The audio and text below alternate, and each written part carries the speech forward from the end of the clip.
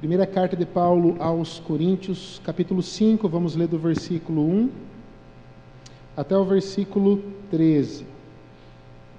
Ou seja, todo o capítulo, né?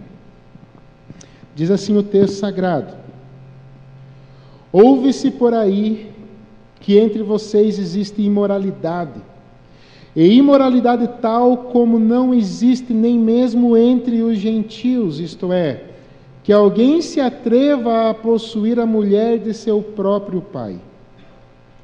E vocês andam cheios de orgulho quando deveriam ter lamentado e tirado do meio de vocês quem fez uma coisa dessas. Eu, na verdade, ainda que fisicamente ausente, mas presente em espírito, já sentenciei como se estivesse presente o autor de tal infâmia.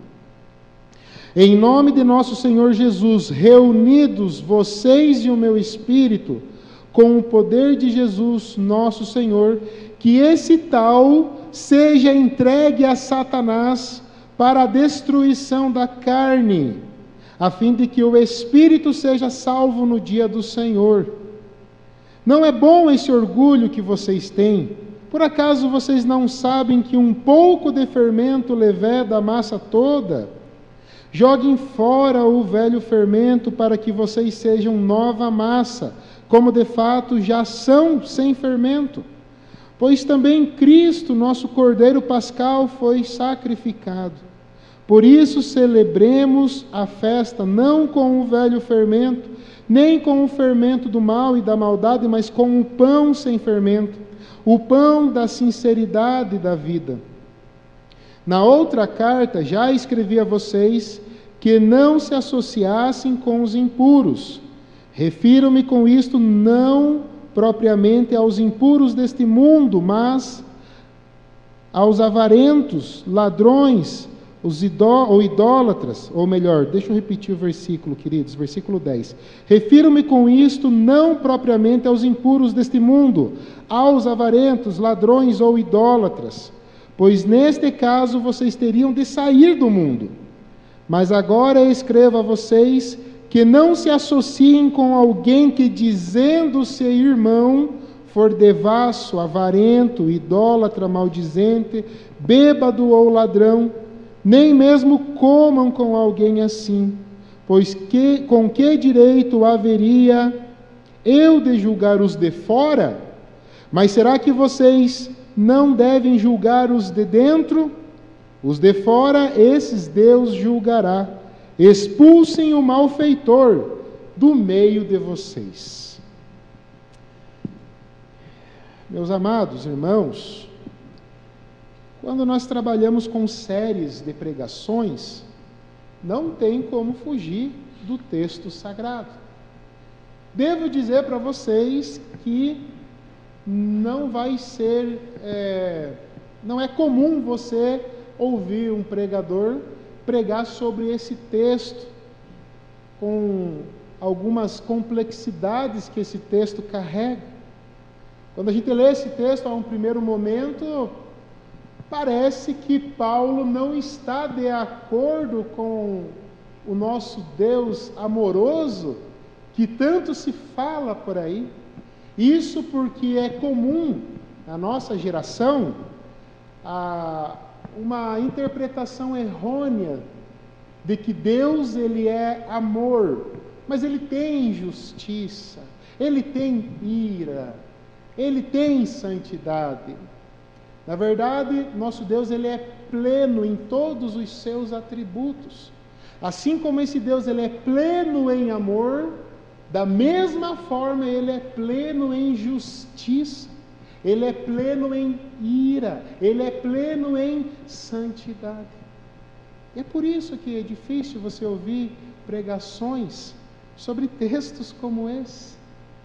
Mas nós, a Primeira Igreja Batista de Palmas, uma igreja que se prostra diante da Bíblia como palavra de Deus, nós devemos ser fiéis as Sagradas Letras, as Sagradas Escrituras. Então, meus irmãos, semana passada, o nosso irmão Luan, ele encerrou o capítulo 4 de 1 Coríntios, e com isso ele encerrou uma temática proposta nesses 4 primeiros capítulos, que era sobre a unidade da igreja.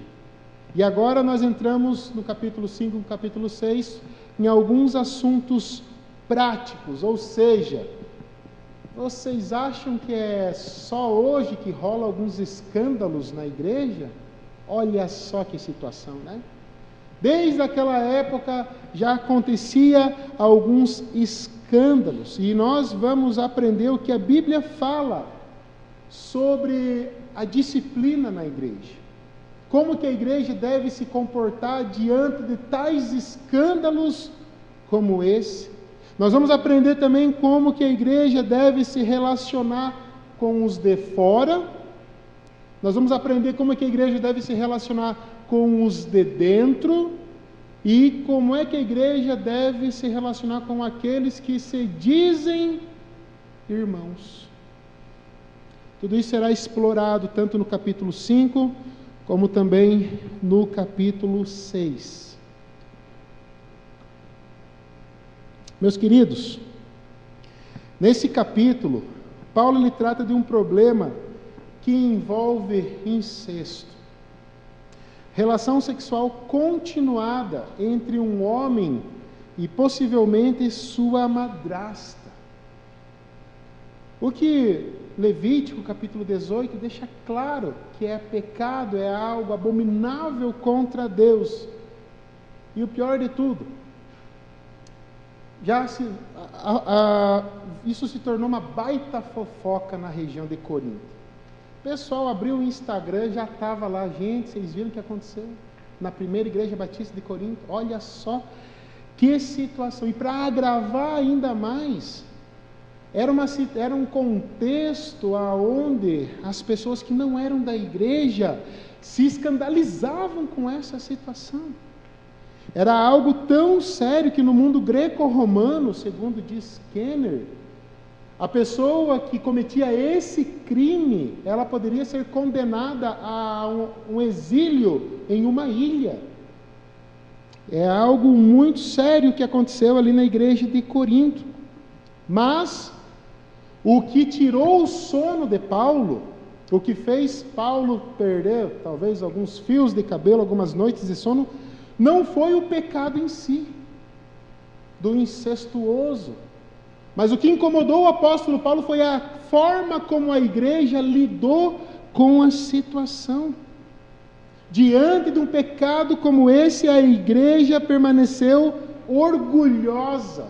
Orgulhosa por conta da sua sabedoria. Afinal de contas, sabemos que Corinto era um dos centros da filosofia. Eles tinham os melhores filósofos para debater sobre vários assuntos. Outra coisa que pode ter promovido orgulho nessa igreja, segundo o reverendo Augusto Nicodemos, era os dons espirituais que permaneciam na igreja, e isso pode ter levado a igreja a uma errada interpretação, ou seja, está rolando uns fiascos no meio da igreja, tem um lá que está traindo o pai dele com a mulher do pai dele, coisa feia, eu sei, mas a gente orou lá e o homem foi curado. Nos nossos cultos, os irmãos se levantam em falar em línguas e outro já se levanta para interpretar. Tem profecia, tem revelação. Quer saber? Eu acho que Deus não está aí para o pecado, não.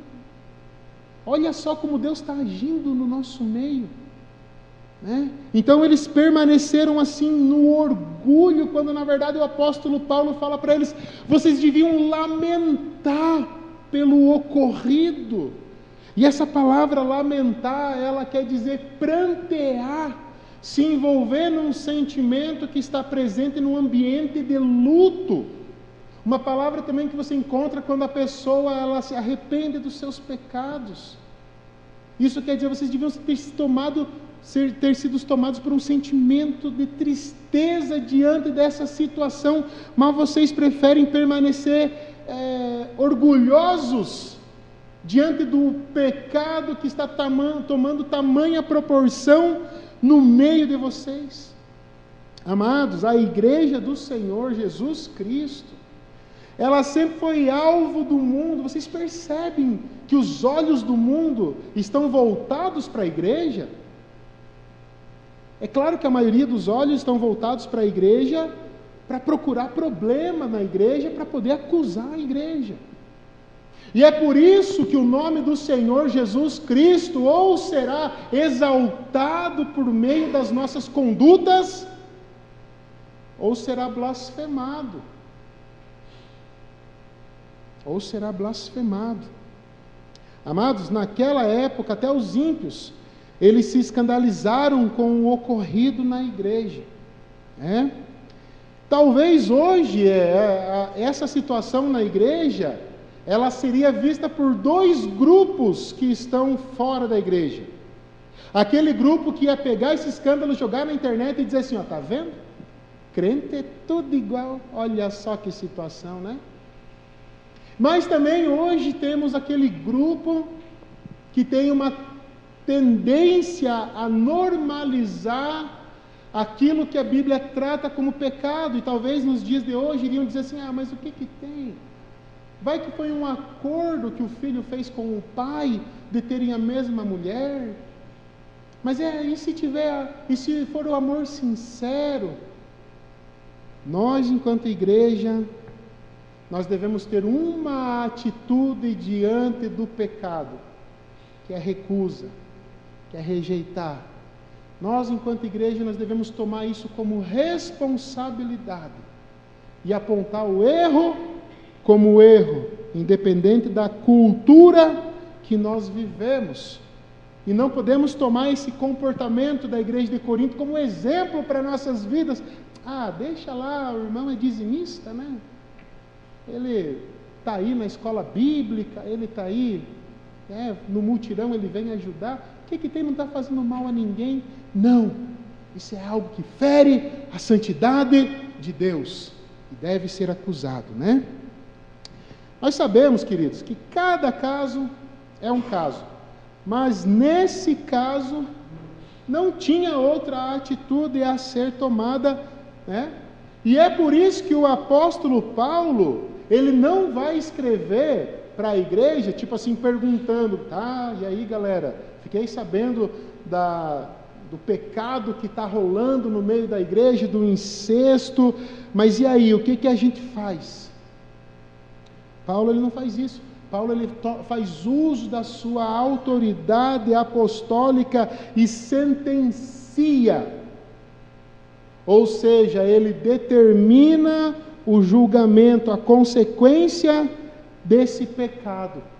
Só que Paulo faz isso ao mesmo tempo que ele ensina que essa decisão de julgar não deve ser tomada por uma pessoa, mas deve ser tomada no coletivo, em assembleia, na reunião dos santos. É por isso que o apóstolo Paulo, ele fala assim, em nome de nosso Senhor Jesus, reunidos vocês e o meu espírito, com o poder de Jesus, ou seja, no caráter de Jesus Cristo, sabendo que era isso que Jesus Cristo faria se ele estivesse aqui fisicamente em nosso meio, que esse tal seja entregue a Satanás. Então, essa atividade de disciplina, ela é uma prática essencial no meio da igreja, meus irmãos. É claro que Paulo está falando para julgar, para disciplinar o pecador, e ele não fala da mulher, provavelmente porque a mulher não era da igreja. É por isso que o apóstolo Paulo, ele vai falar somente do homem. Ele deve ser excluído, desligado da comunhão da igreja. É o que o apóstolo Paulo está ensinando. E Paulo não está tirando isso da cabeça dele. Primeiro, sabemos que Paulo foi um apóstolo com autoridade apostólica, orientado pelo Espírito Santo. Mas Paulo também, ele tinha como base o ensinamento de Jesus Cristo, conforme nós vemos em Mateus, no capítulo 18, onde Jesus Cristo fala do pecador que sendo repreendido, sendo corrigido, se ele decidir permanecer na prática do pecado, a igreja deve tratá-lo como gentio e publicano. Ou seja, assim como os judeus tinham um costume errado de desprezar o gentio e o publicano, esse comportamento devia ser exercido com relação àquele que se diz irmão, mas quer permanecer na prática do pecado. Isso são ensinos bíblicos, meus amados irmãos. Não estou falando de nenhum teólogo que disse que ensinou isso. Foi Paulo que ensinou isso. Foi Jesus Cristo que ensinou isso. Agora é algo que precisa ficar claro. De repente alguém já está me olhando assim, barbaridade, culto de domingo, a gente vai lá para ser abençoado. Mas veja bem, meus irmãos, essa prática da disciplina, ela tem um objetivo, e ao contrário do que parece, num primeiro olhar, algo bem tranquilo. Paulo fala, entregue a Satanás, é bem de boa isso, né? Parece até que você quer o mal da pessoa, mas o objetivo da prática da disciplina na igreja é levar, um dos objetivos, melhor dizendo, é levar o pecador ao arrependimento. Veja aqui que o apóstolo Paulo entrega a Satanás para que a carne seja destruída e o espírito seja salvo no dia de Jesus Cristo. Essa carne ser destruída não necessariamente precisa ser interpretada como uma carne física, embora alguns interpretem como sofrimento da vida e tudo mais. Mas essa destruição da carne está relacionado com a mortificação da tua natureza pecaminosa. Esse é o objetivo, que a tua natureza pecaminosa morra cada vez mais diante da glória de Deus. Daí Paulo fala, entregue a Satanás, ou seja, o desligamento. Aqui o apóstolo Paulo está falando assim, tire do meio de vocês, desliguem ele, tira ele, o pecador. Amados irmãos, e quando eu falo pecador, aí alguém pensou assim, né? Mas então ninguém fica na igreja. Mas tem o pecador que se entristece pelo pecado. Tem o pecador que tropeça e diz, Jesus, que foi que eu fiz? Esse é o pecador arrependido que foi regenerado pelo Espírito Santo. Paulo está tratando aqui, ou melhor, tem o pecador que ele está convencido pelo pecado. Eu peco, mas todo mundo peca. Eu minto, mas todo mundo mente. O que tem isso? Um pecadinho de estimação. E a pessoa com esse pensamento no meio da igreja, Paulo está falando assim, afasta essa pessoa dos muros da proteção divina. Deixa essa pessoa ficar vulnerável aos ataques do diabo, para que assim a sua natureza terrena, carnal, seja destruída. Para que assim essa pessoa, se ela é salva em Jesus Cristo, ela possa refletir e dizer assim, puxa vida, quer saber? A casa do Pai era tão boa. Lembraram de alguma parábola agora? Lá Lucas, no capítulo 15, Jesus Cristo, ele propõe o que alguns chamaram da parábola do filho pródigo. Quero viver a vida. Tem certeza, filho? Sim. Então saia dos muros, né? Então saia dos muros, saia da casa do pai.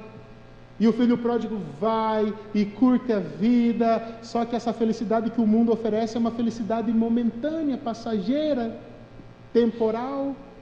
Em algum momento o sofrimento bate à porta do filho, mas ele é filho. E quando você é filho e você está longe dos caminhos do Senhor, diante de um monte de sofrimento que o mundo oferece, qual que é a primeira coisa que você pensa?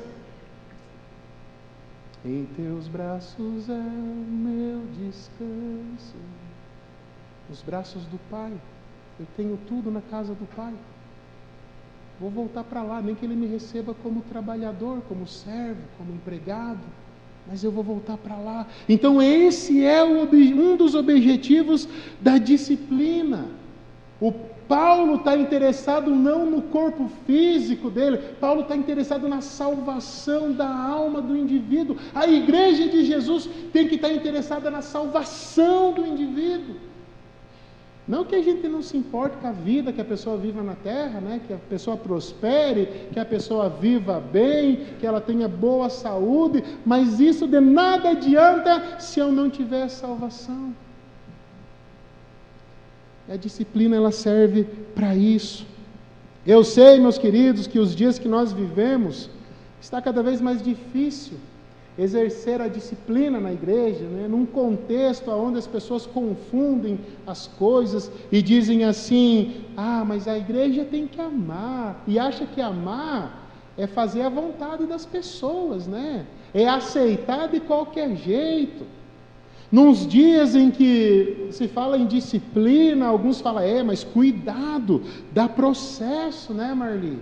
Tem que cuidar com essas coisas que você fala na igreja. Dá processo, dá problema. Eu sei que dá processo. Eu sei que eu pregando isso, alguém vendo na internet pode me processar. Eu sei disso. Mas aquele que me chamou exige que eu seja fiel às Escrituras. A igreja do Senhor que for fiel às Escrituras será perseguida. Será perseguida. Mas que seja perseguida, a disciplina eclesiástica obrigatoriamente faz parte da verdadeira igreja de Jesus. Faz parte. Só que essa disciplina ela tem que ser exercida com amor. Eu sei que há contextos onde eu ouvi falar de um irmão que entrou em disciplina porque ele foi para o culto com a camiseta do Capitão América. Se fosse do Homem de Ferro, talvez, né, Andrei? Não teria tanto problema. Mas foi com a camiseta do o Capitão América, o pastor falou: filho, 3 meses sem participar da ceia, né? É complicado, meus irmãos. Nós temos que separar o que é pecado, o que é costume, né? Quando a pessoa ela está em pecado e ela procura o pastor ou procura o discipulador, olha só, o André vai ficar 1 ano sem tomar ceia, acabou de revelar ali o pecado, né? Quando a pessoa procura o pastor, procura o seu líder, o seu discipulador, falando assim: me ajuda, a semana inteira eu fiquei na pornografia, todos os dias. Eu digo que essa pessoa não merece ser excluída da igreja. Pelo contrário, ela tem que ser abraçada, porque ela está pedindo socorro, e se ela está pedindo socorro, quer dizer que os olhos dela foram abertos, ela tem noção das coisas. Então a disciplina ela deve ser exercida com amor, mas tem que ser exercida. O pai não disciplina o filho, a igreja disciplina os filhos de Deus. É Deus exercendo disciplina por meio do seu povo. Versículo 6 ao versículo 8, o apóstolo Paulo, ele vai fazer o uso de um provérbio da sua época, quando ele fala: um pouco de fermento leveda toda a massa. Isso para facilitar o seu ensino, né? Hoje em dia ele diria isso: uma maçã podre, né, estraga as outras que estão no cesto, né? Por que ele usa o exemplo do fermento? Era comum deixar um pedaço de massa de pão da semana anterior fermentando. Aí aquela massa fermentava, e ela ficava velha. Aí na semana seguinte você ia fazer massa para o pão, aí você pegava aquele pedaço de massa velha, colocava no na massa de pão nova que você fez, e aquela massa ela era suavizada, ela ficava mais fofinha. Por quê? Porque o fermento ele influencia. Um pedacinho de pão fermentado, envelhecido com o tempo, ele envolve toda a massa. É por isso que o fermento, em vários contextos bíblicos, ele é um símbolo ou exemplo do pecado. Um pedacinho do pecado, ele pode influenciar toda a igreja. Ele é um símbolo do pecado. E é por isso que o apóstolo Paulo, ele fala assim, ó, livrem-se do fermento velho. E nesse contexto, quando Paulo fala livrem-se do fermento velho, ele está dizendo assim, ó, desliguem o incestuoso.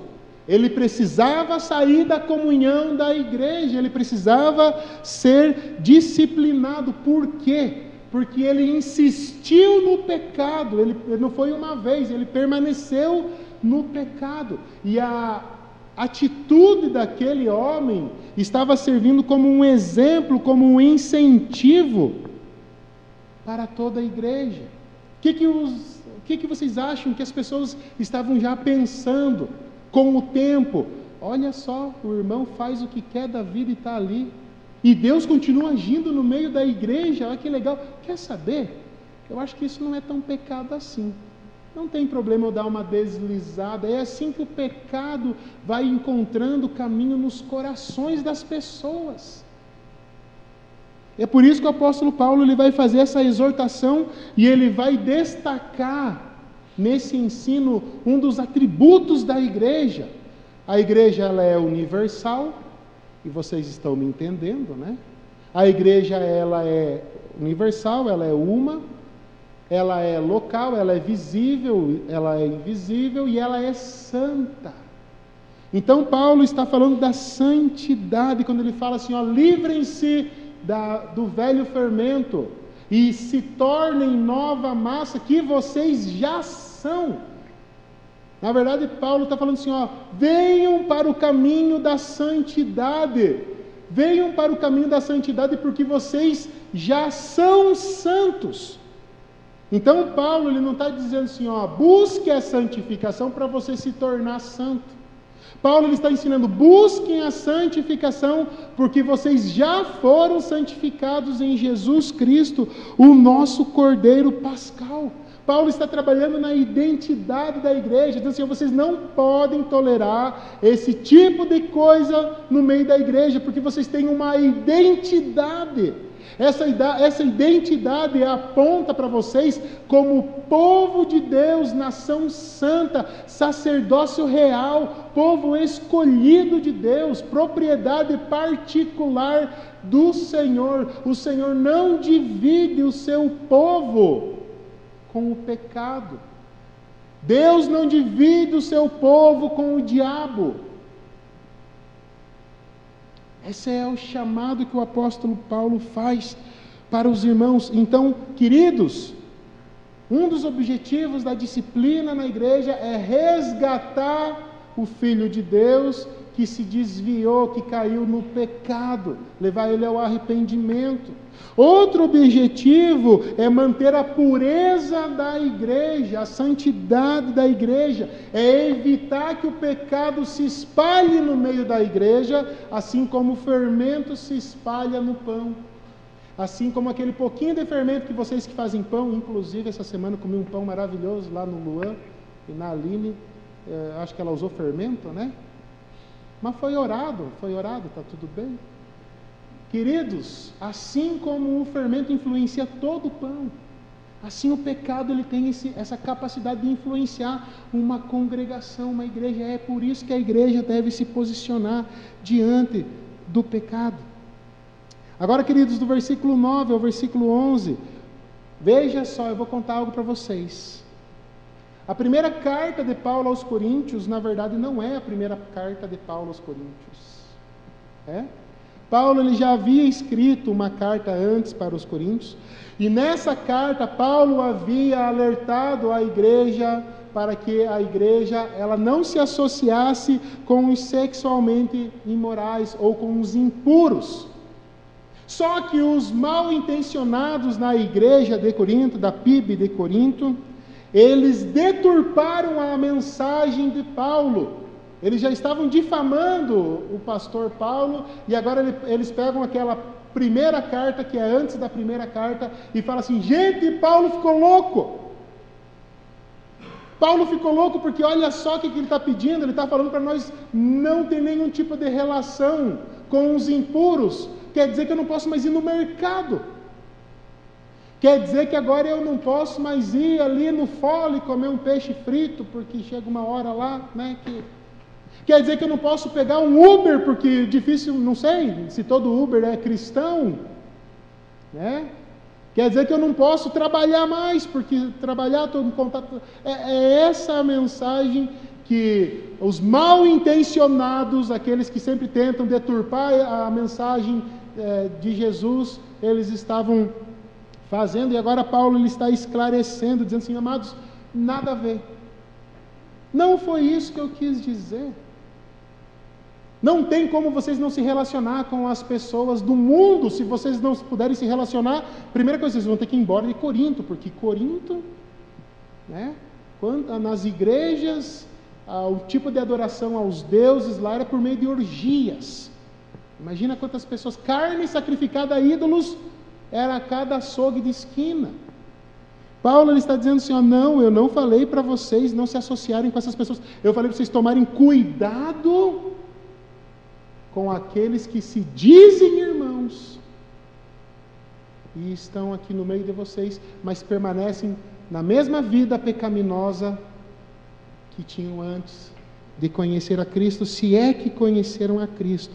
Paulo está dizendo: não se associem com essas pessoas que se dizem irmãos, mas não querem abrir mão do pecado. Por quê? Porque essas pessoas que amam o pecado, elas vão tentar convencer você de que não tem nada a ver. Se eu amo o pecado, se eu sou um alcoólatra, e eu preciso beber todo dia, e se eu caminho muito com o Marco Pacífico, meu amigo, eu vou tentar convencer ele: Marco, vamos tomar um gole hoje? Cara, é melhor evitar essas coisas. Não, mas de vez em quando não tem problema. Ah, tá bom, de vez em quando não tem problema. Mas no outro dia eu estou lá: Marco, mas hoje aí, cara, vamos celebrar. Hoje é dia do homem batista, vamos comemorar. Né? Tá bom. E assim vai indo. Então esse é o alerta que o apóstolo Paulo ele está fazendo. Cuidado com os que se dizem irmãos. Queridos, Paulo faz esse alerta porque eu vou falar algo para vocês muito sério. Um cristão, ou melhor, alguém que se diz cristão, ele causa mais prejuízo para a igreja do que um mundano, um ímpio, alguém que declara que não quer nada com Jesus. Né? Você concorda comigo que isso é verdade? Por que isso é verdade? Porque se é um cara do mundão que está lá na orgia, nas bebedeiras, nos seus vícios, e ele faz alguma coisa errada, o que as pessoas vão dizer? Fulano fez isso. No máximo vai aparecer no Pleno News ali, ó, aconteceu isso em Londrina. Agora, quando é alguém que se diz cristão, que frequenta a igreja, né? Se é o Luan que pisou na bola, fez algo errado, não vão dizer o Luan fez algo errado, vão dizer o seminarista da PIB de Palmas, ou da igreja evangélica, fez isso, e não sei se ele já não estava fazendo há muito tempo, e já vão acrescentar um pouco mais, e já vão colocar, e prega, e canta, e dá escola bíblica. Esses crentes tá louco. Esse é o prejuízo que a igreja tem com aqueles que se dizem cristãos, mas não conheceram ainda o amor de Cristo.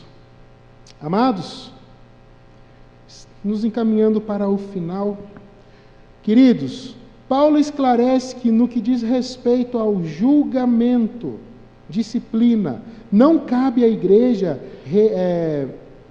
se responsabilizar pelos de fora. Paulo está dizendo assim: nós não fomos chamados para julgar as pessoas do mundo. Quem vai julgar essas pessoas que estão fora da igreja é o próprio Deus. E Paulo agora fala isso num sentido escatológico, num futuro, no dia do juízo final, no dia do grande julgamento que todos vão comparecer diante do tribunal. É Deus quem vai decretar a sentença deles. Paulo está dizendo assim: os de fora vocês não têm que se envolver com eles, nesse sentido de sentenciá-los, dizer para eles o que é que deve acontecer com eles por conta dos seus pecados. O nosso compromisso com o mundo é a evangelização. Não adianta chegar para alguém fora da igreja e falar: você não pode fazer isso porque é pecado.